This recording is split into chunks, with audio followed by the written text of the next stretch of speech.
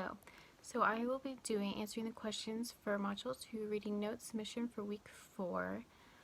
What is your big takeaway from this article? The big takeaway from this article is looking how conclusion is incorporated with students with disabilities and without disabilities by implementing a practice support all students. By looking at the school culture, inclusion with all students in this article, by looking at future schools and discussions from this data collection that they have taken and where to go from there. What are the important aspects of students' sense of belonging in their school culture?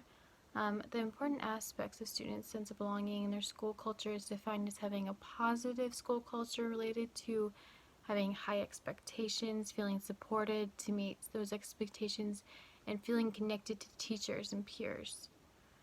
And that everyone likes to be around each other and support each other.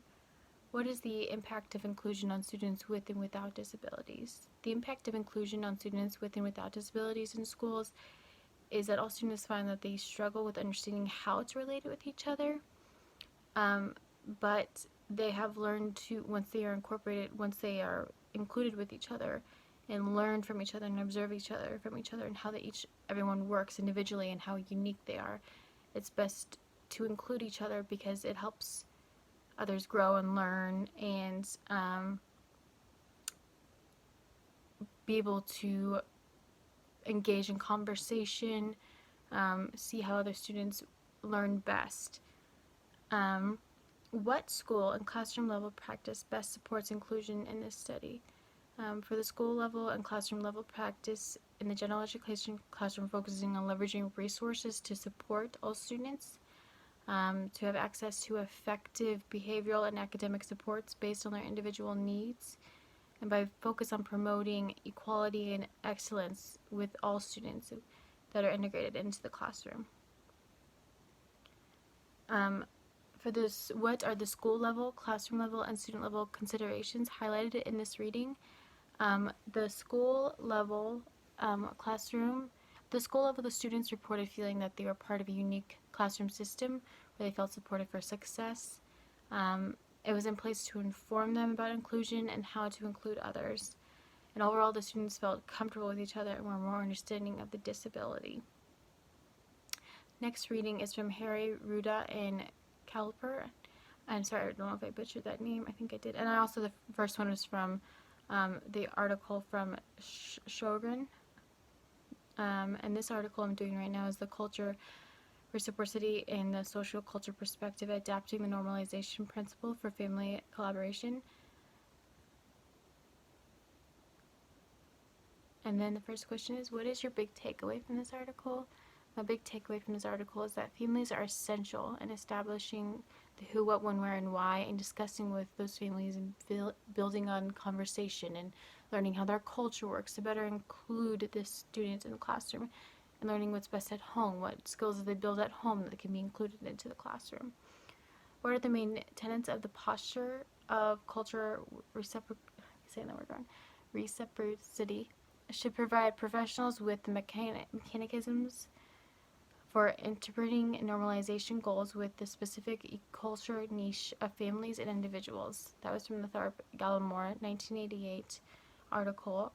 With the combination of these two approaches result in effective assisted performance within a family's zone of proximal development. And so having that connection and that closeness with the families and learning from them builds upon having professional growth with the student.